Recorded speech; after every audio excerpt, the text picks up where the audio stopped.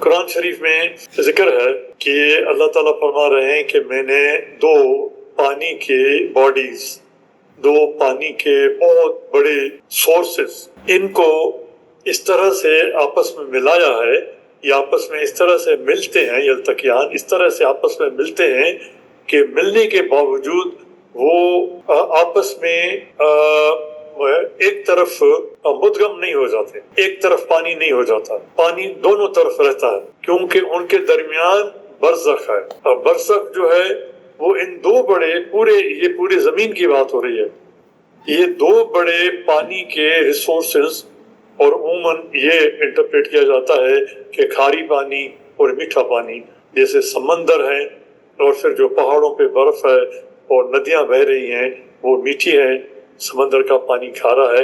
اب ان دونوں کے درمیان برزخ ہے۔ برزخ ہم نے جو عام طور پر ترجمہ کر کے جو ان کے درمیان پردہ ہے، اپنی جان چھڑا لیا ہے۔ ہم نے کہیں پہ آپ نے دیکھا ہوگا کہا کہ جی کابل ندی اور انڈس جہاں ملتے ہیں، آپ اگر جائیں پنجاب اور سے فرنٹیئر کی طرف تو آپ کو راستے میں نظر آئے گا کہ دو ندیوں کا پانی آپس میں ساتھ ساتھ چل رہا ہے، ملتا نہیں ہے۔ اس طرح سے کچھ لوگوں نے انٹرپریٹیشنز دیے ہیں کہ سمندروں کا پانی جو ہے، جو کرنٹس ہیں، ان کے نام ہیں کرنٹس کے، وہ 10-20 ہزار کلومیٹر 10-20 ہزار کلومیٹر کے کرنٹس ہیں جو چلتے ہیں اور چلے جاتے ہیں، آپس میں ملتے نہیں، ساتھ ساتھ چلتے رہتے ہیں۔ لیکن ان کے درمیان وہ کیا لکیر ہے، کیا برزخ یہ لکیر ہے؟ برزخ کے معنی کیا ہے؟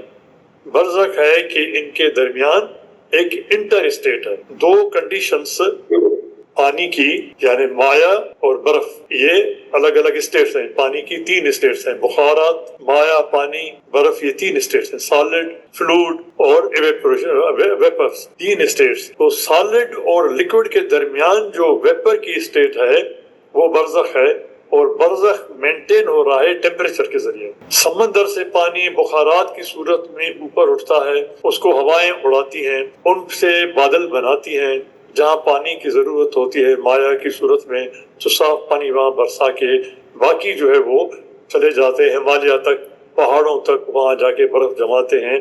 اگر ٹیمپریچر زیادہ ہوگا، زیادہ بخارات ہوں گے، وہ سمندر کی طرف چلے جائیں گے، پہاڑوں کی طرف۔ لیکن ایسا کبھی نہیں ہوا کہ پورے کا پورا سمندر بخار ہو کے ادھر چلا جائے۔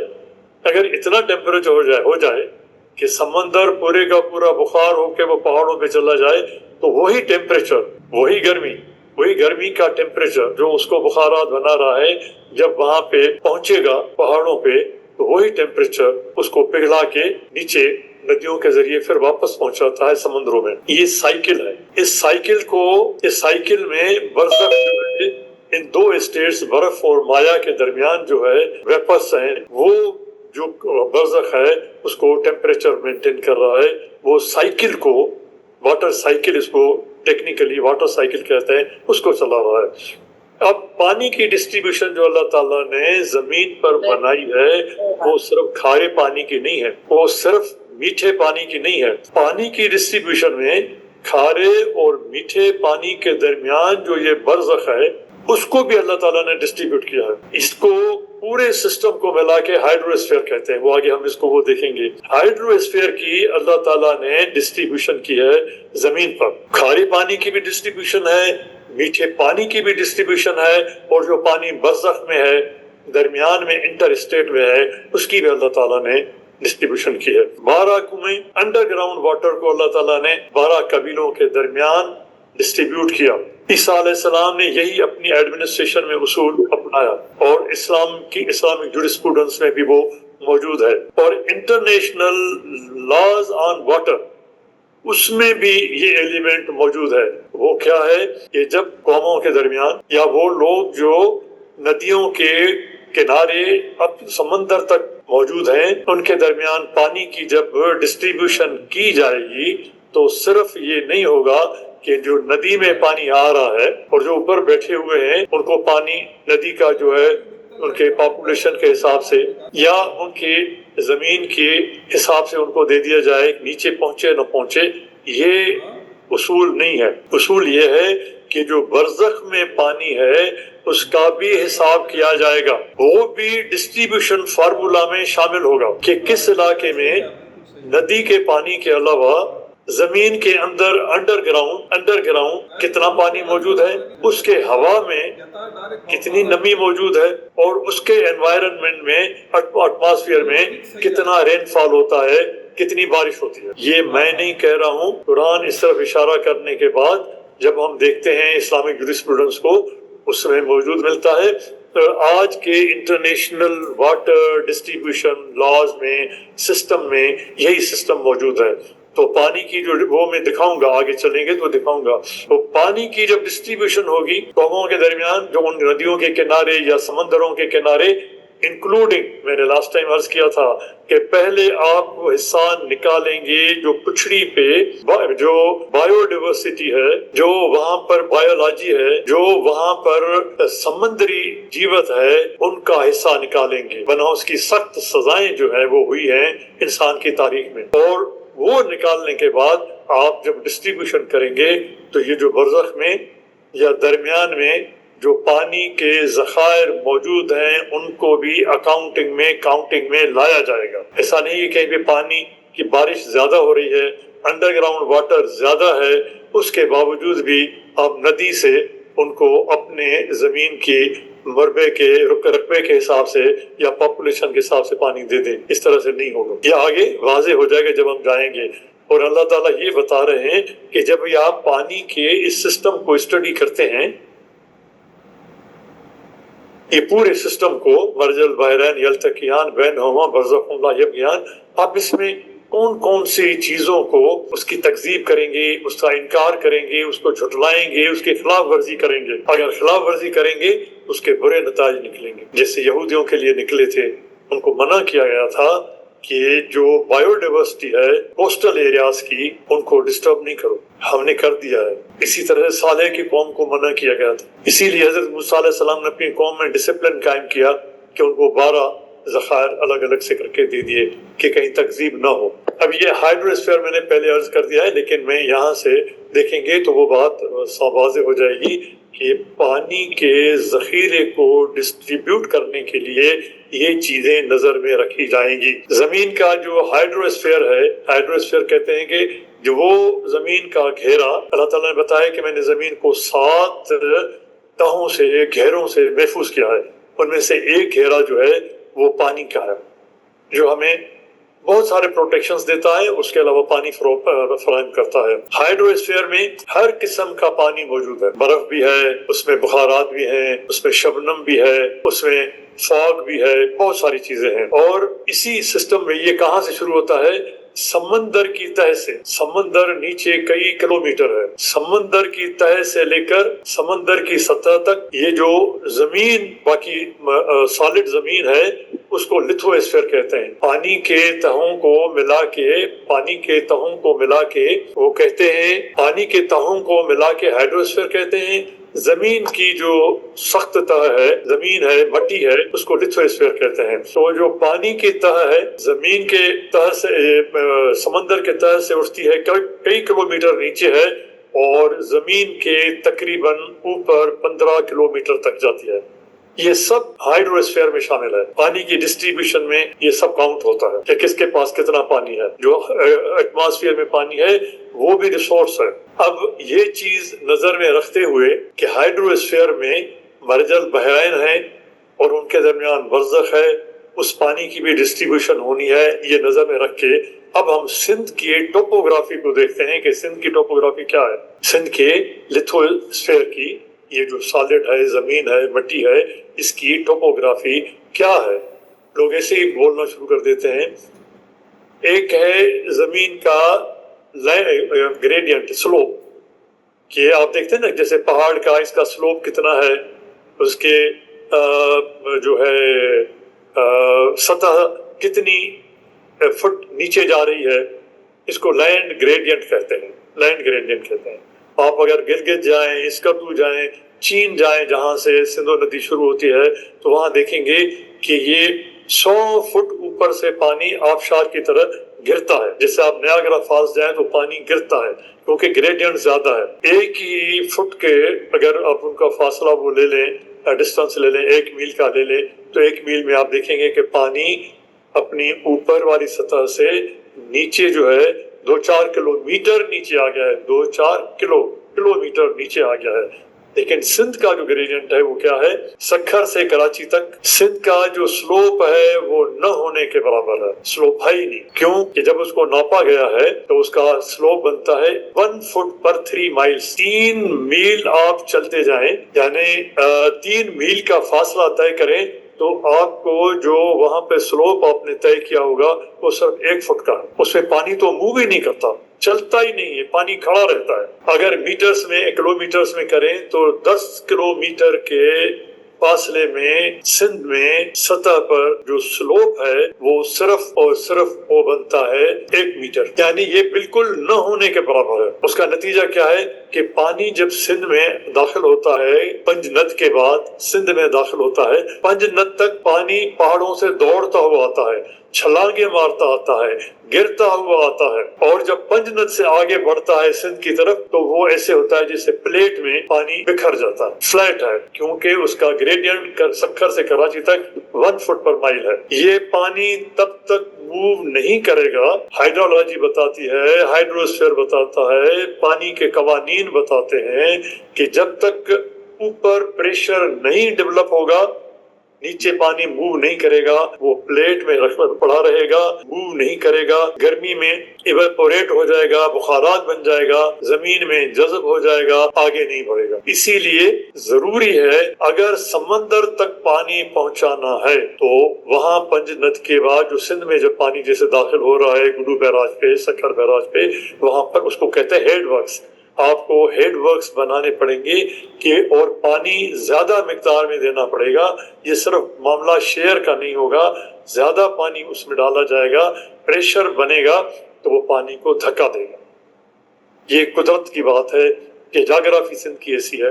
اگر سمندر تک پہنچانا ہے، جب 2 آدمی زمین پہ بستے تھے بھی اللہ تعالیٰ نے یہ ندیاں سمندری جیوت کے لیے بنائی تھی کہ وہاں تک پانی پہنچانا ہے.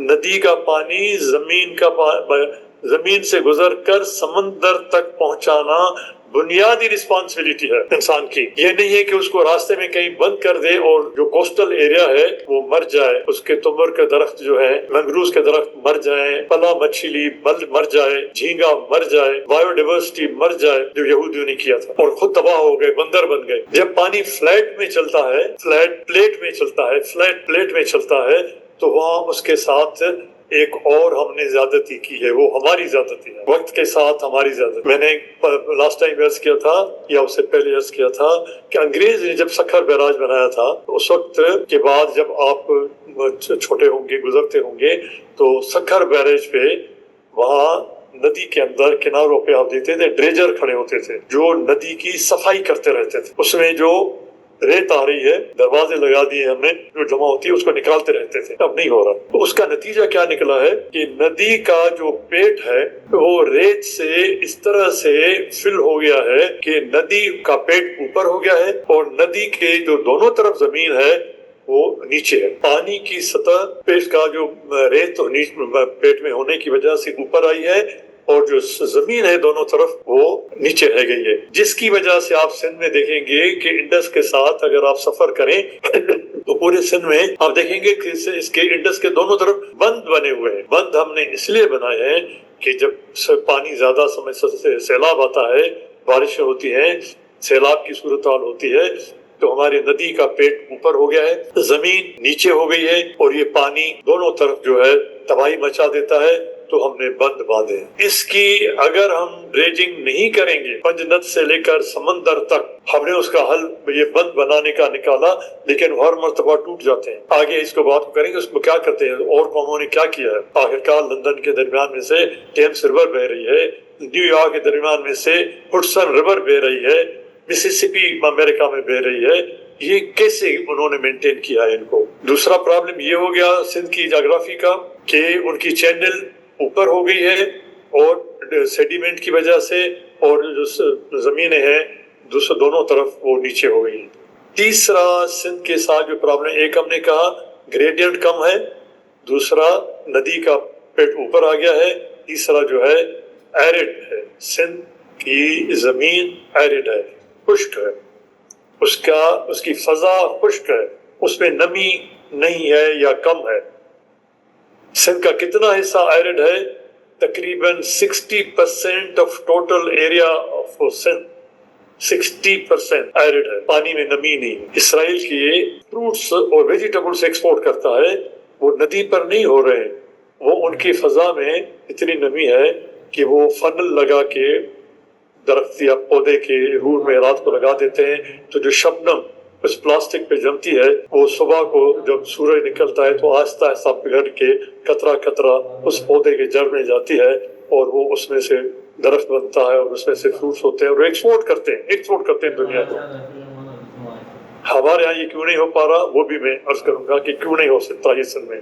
سندھ کی 60% زمین ایرڈ ہے، اس میں تین بڑے زون ہیں، ایرڈ زون کے تین بڑے ایرڈ زون ہیں جن کو سمجھنا ضروری ہے۔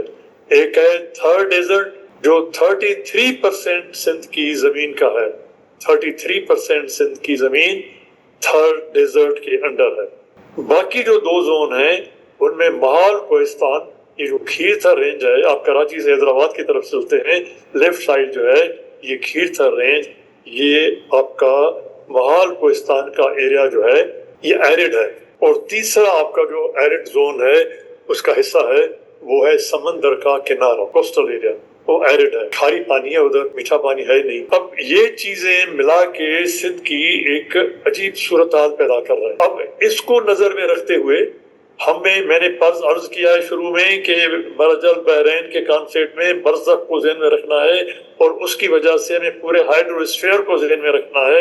اب یہ ہائیڈروسفیئر کی صورتحال یہ ہے کہ جو بارشیں ہوتی ہیں اوپر سے آ رہی ہیں نا، یہ ہائیڈروسفیئر کا حصہ ہے، یہ برزخ میں پانی سمندر سے جو اٹھ کے برزخ میں جاتا ہے پھر پانی بن کے نیچے آتا ہے۔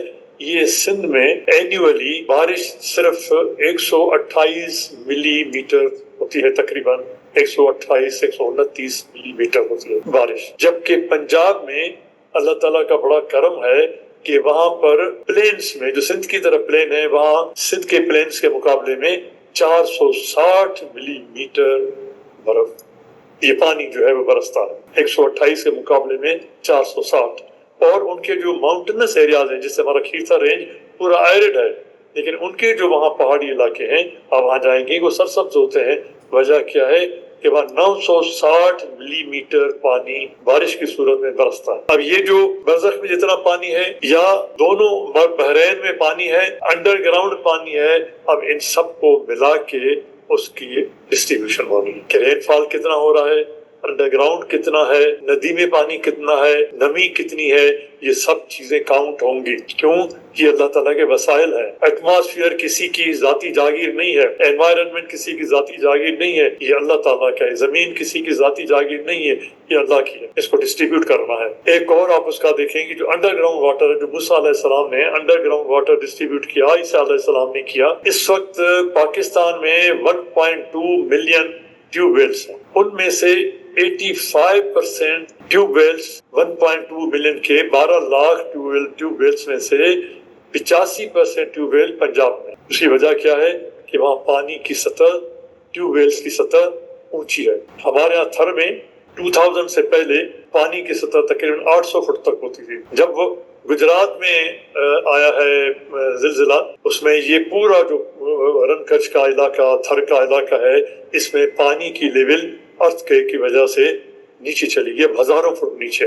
پنجاب میں اللہ تعالیٰ نے یہ کرم کیا ہے کہ پانی کی سطح اوپر ہے اور پانی کی کوالٹی انڈر گراؤنڈ واٹر کی بہت اچھی ہے۔ اب پنجاب کے 85% ٹیوب ویلز کے مقابلے میں سندھ میں صرف 6.4% ٹیوب ویل ہے۔ اب یہ سب چیزیں ذہن میں رکھیے گا کہ انڈر گراؤنڈ واٹر سندھ میں کم ہے، نیچے ہے، ٹیوب ویل اتنے کم ہیں، رین فال اتنا کم ہے، ندی کی سطح کی کیا صورتحال ہے۔ اب اس کے ساتھ ایک اور معاملہ ہے جو آپ نے ذہن میں رکھنا ہے۔ جو پاکستان کے اندر یہ ہم بتایا کہ 12 لاکھ ٹیوب ویل ہیں، ان میں پانی کتنا موجود ہے وہ اس سے پتہ چلتا ہے، جتنا ہر سال نکالا جاتا ہے 60 बिलियन मीट्रिक क्यूबिक मीटर्स पानी, 60 अरब क्यूबिक मीटर पानी ट्यूबवेल के जरिए निकाला जाता है। इंडस रिवर में टोटल जो है इसका 3 गुना है तकरीबन, यानी समझे कि तकरीबन 170 के करीब है,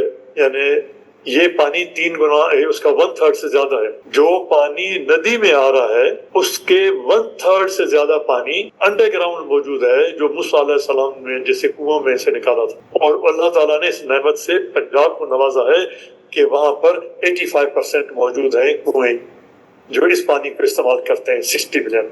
तो जब पानी की डिस्ट्रीब्यूशन होगी तो ये उसमें काउंट होगा। 2 भाइयों के दरमियान जब डिस्ट्रीब्यूशन होगी तो ये काउंट होगा। अब ये रिवर सिस्टम में मैं पहले आपको अर्ज कर चुका कि जो पूरा आता है ये हर साल फिगर थोड़ी वेरी करती है, 175 होगी, कभी 170 होगी, कोई 140 कहेंगे, 150 कहेंगे, ये वेरी करती है। लेकिन ये कोई ऐसी नहीं है कि ऑडिटेड एक फिगर है। इतना पानी उसमें आता है नदी में और 1/3 ट्यूबवेल से आता है। इसको मैनेज करने के लिए इरसा बनाई गई, इंडस रिवर सिस्टम अथॉरिटी बनाई गई। ये 3 टियर फार्मूला के तहत पानी को डिस्ट्रीब्यूट करते हैं। हमारे लोग सिस्टम को समझे बगैर बोलना शुरू कर देते हैं। एक तो ये कि 82 तक जो तारीखी तौर पर पानी इस्तेमाल हो रहा था जिन सूबों में, जितना वो सतह मानी गई कि भाई उस तक दिया जाएगा। सिंध में इरिगेशन का इतना बड़ा सिस्टम है, दुनिया का सबसे बड़ा सिस्टम बनाया था अंग्रेज ने सखर बैराज से। और जो प्रोविंशियल एलोकेशंस पहले मुकर्रर किए गए हैं वो, और जो उसके नदी के अंदर जो बाकी पानी आता है वो किया जाएगा। बलूचिस्तान और खैबर पख्तूनख्वा में जो पानी की कमी होती है वो उनको कमी पूरी की जाती है, उनको कमी को फेस नहीं करने दिया जाता। सिंध और पंजाब अपने हिस्से से पानी उनको दे देते हैं। सिंध और पंजाब, बलूचिस्तान और फ्रंटियर की पानी की कमी को अपने शेयर से पूरा करते हैं। लेकिन उसमें मेरे बात पे ना जाइएगा, जाके आप वेबसाइट पे, विकिपीडिया पे, गूगल पे, AI में जही कहान के भी जाके आप देखिएगा, वो ये कहते हैं कि फार्मूला ऐसा बनाया गया है कि जब स्केर्सिटी होती है, पानी की कमी होती है, उसको दूसरे सूबों में भी होती है और उनको बलूचिस्तान और फ्रंटियर के कमी को पूरा किया जाता है, तो सबसे ज्यादा हिस्सा सिंध का काटा जाता है। स्टोरेज बनना चाहिए, 1 डैम नहीं 1000 डैम बनने चाहिए। पानी का स्टोरेज जरूर होना चाहिए, लेकिन इसके बनने में रुकावट क्या हुई? मेरे ख्याल में शायद 86 की बात है, पानी की कमी थी, शॉर्टेज थी, ड्राउट था। पानी 12 बंदी से चलता है। पंजाब के पानी मिला, 12 उनका खत्म हुआ, अब सिंध का 12 था। उसके दरवाजे खुले कि सिंध की तरफ अभी पानी जाएगा, तो वहाँ के गवर्नर ने यूनिफॉर्म पहन के आके सिंध के दरवाजे बंद करा, पर पानी फिर उधर चला गया।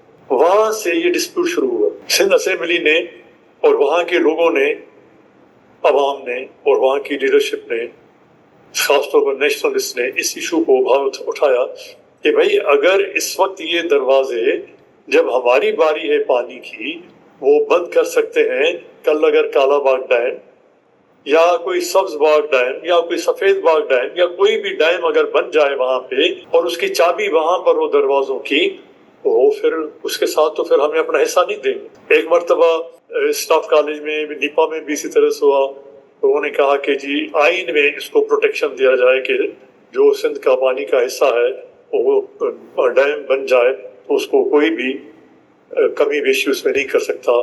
तो उसमें मैंने अर्ज किया था कि बहुत अच्छा प्रपोजल होना चाहिए, इसका कोई हल निकलना चाहिए, इस मसले को हल करना चाहिए, लेकिन सबसे पहले ये डिसाइड करें कि ये तहफ़्फ़ुज़ पानी का देने के लिए आइन को तहफ़्फ़ुज़ कौन देगा। वो कह गया डिक्टेटर के लिए जो पाकिस्तान का आइन एक टिश्यू पेपर की तरह है, उसको तहफ़्फ़ुज़ कौन देगा, उस तहफ़्फ़ुज़ का भी बंदोबस्त करें, फिर और तहफ़्फ़ुज़ का बंदोबस्त करें और आप पानी का स्टोरेज बनाएं। इस वजह से पानी की डिस्ट्रीब्यूशन में हमेशा पाकिस्तान में प्रॉब्लम रहा है। और वाटर अकॉर्ड 1991 वाला बना उस 3 टियर फार्मूला को मैनेज करने के लिए और इस्सा के मामले को में बेहतरी पैदा करने के लिए, लेकिन उसके बावजूद ये मसला हल नहीं हुआ है।